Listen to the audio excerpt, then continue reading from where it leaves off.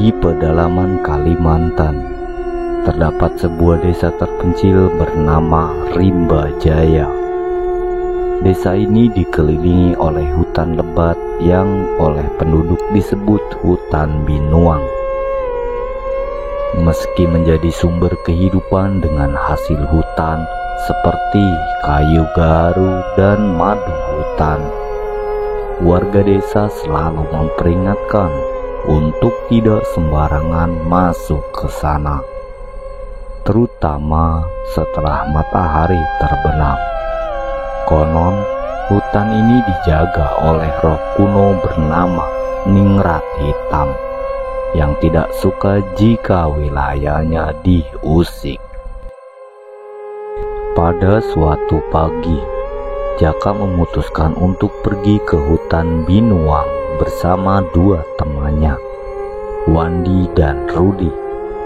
Mereka percaya bahwa pohon garu terbaik ada di bagian terdalam hutan, tempat yang jarang dikunjungi orang. Di ujung desa, seorang pria tua bernama Pak Tamin berdiri diam di depan sebuah rumah panggung. Matanya menatap lekat pada kelompok itu.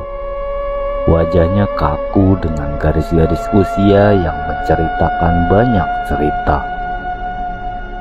Tidak ada suara keluar dari mulutnya, tetapi tubuhnya memancarkan peringatan yang tak terucapkan. Para pemuda itu tak menoleh ke arahnya. Mereka terlalu sibuk dengan semangat muda mereka.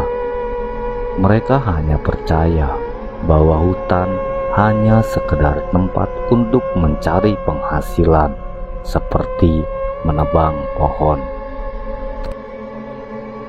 Mereka melangkah memasuki hutan, meninggalkan desa yang kini terlihat kecil dari kejauhan. Langkah kaki mereka awalnya penuh semangat, terdengar berirama di atas tanah lembab yang tertutup dedaunan busuk.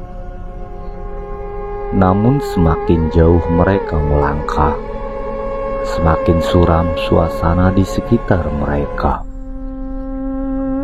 Hutan binuang tidak seperti hutan lainnya. Pepohonan menjulang tinggi, membentuk dinding hijau gelap yang hampir tidak ditembus sinar matahari. Daun-daunnya lebat dan berwarna tua, seolah-olah mereka telah menyaksikan ribuan tahun kehidupan. Akarnya keluar dari tanah, melingkar seperti ular, menciptakan jalan yang penuh rintangan. Burung-burung tidak bersuara, dan angin yang berhembus terasa seperti bisikan lembut yang menyentuh leher mereka.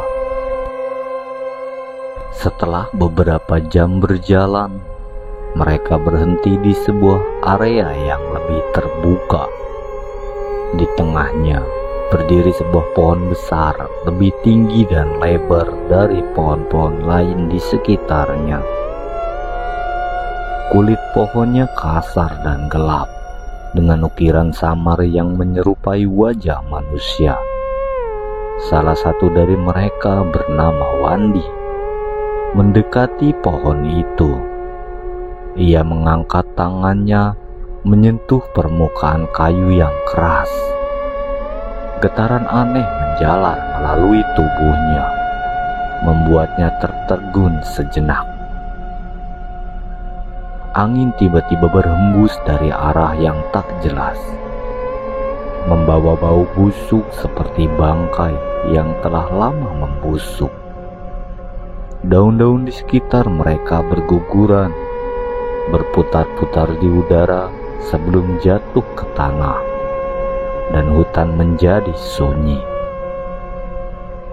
Namun mereka menepis perasaan tidak nyaman itu dan melanjutkan perjalanan.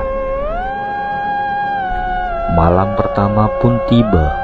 Mereka memutuskan untuk mendirikan tenda di tepi sungai kecil. Cahaya senter menerangi wajah-wajah mereka yang kini mulai lelah. air sungai berkilauan di bawah sinar bulan yang redup. Tetapi terasa ada sesuatu yang salah. Tidak ada suara serangga atau hewan di malam itu. Hanya ada keheningan yang berat. Di kejauhan, mereka mulai merasa diawasi oleh sesuatu yang tak terlihat. Saat fajar menyingsing, mereka kembali ke pohon besar itu. Dengan kapak dan parang, mereka mulai menebang. Setiap pukulan menghasilkan suara yang menggema, seolah-olah pohon itu berteriak. Kabut perlahan muncul, semakin tebal, mengaburkan pandangan mereka. Saat dirasa kayu yang mereka tebang sudah cukup, mereka pun istirahat dengan penuh rasa lelah. Di tengah peristirahatan mereka, tiba-tiba mereka dikejutkan. Dari bayangan pepohonan, sosok makhluk raksasa berdiri. Tingginya luar biasa. Tubuhnya hitam legam seperti areng. Matanya merah menyala, dan rambutnya panjang melayang seperti hidup. Makhluk itu tidak bergerak, hanya berdiri mengamati mereka. Satu persatu mereka terdiam, jantung mereka berpacu, tetapi tubuh mereka tak mampu bergerak. Kemudian makhluk itu melangkah maju. Langkahnya berat, menyebabkan tanah bergetar. Wandi, yang tadi berdiri paling dekat dengan pohon, tiba-tiba terangkat oleh tangan hitam besar, diseret ke dalam bayangan. Mereka berteriak histeris, mencoba melarikan diri. Tetapi ketika mereka melarikan diri, hutan itu tiba-tiba berubah menjadi labirin. Pohon-pohon di sekitar seolah hidup, terlihat melengkung untuk menghalangi jalan mereka. Sungai kecil yang tadinya tenang kini berubah deras. Airnya gelap dan berbau busuk. Jaka dan Rudi yang tersisa berlari tanpa arah. Wajah mereka penuh ketakutan. Pakaian mereka compang-camping, tubuh mereka penuh luka akibat akar yang mencengkram dan duri yang mencabik. Ketika malam kedua tiba, malam itu terasa abadi. Mereka bersembunyi di balik semak.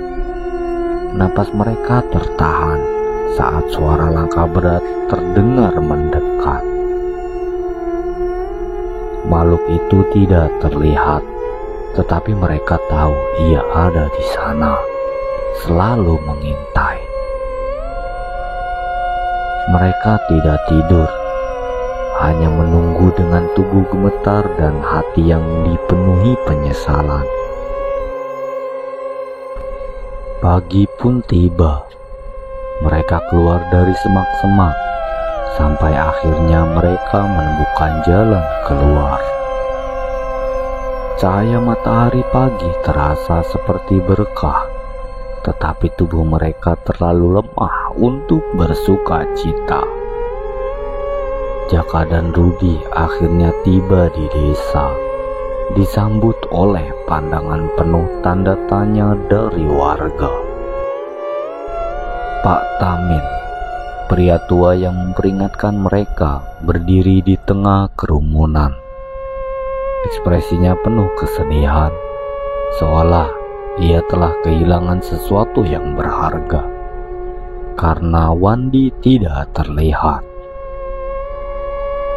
Kini pencarian terhadap Wandi dilakukan oleh warga desa, tetapi hasilnya nihil. hanya sepatu Wandi yang ditemukan di dekat pohon besar itu.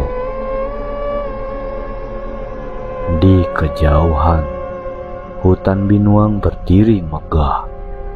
Kabut yang menyelimutinya seolah berbisik, mengingatkan siapapun yang melihat, rahasianya tidak boleh disentuh.